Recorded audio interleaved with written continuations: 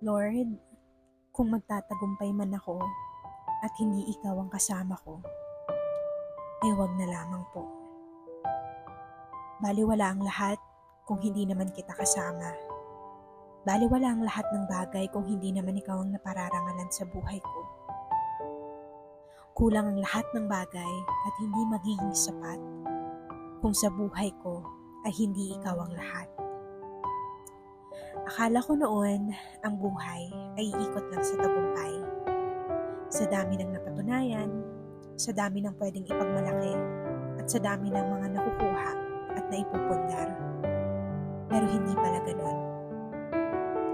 I can be anything in this world, but without God, I am still nothing.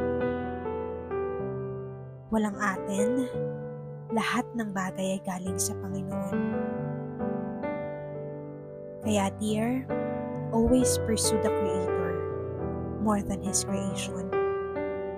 Dahil mas masarap pa rin magtagumpay na alam mong hindi dahil sa'yo, pero dahil sa Panginoon.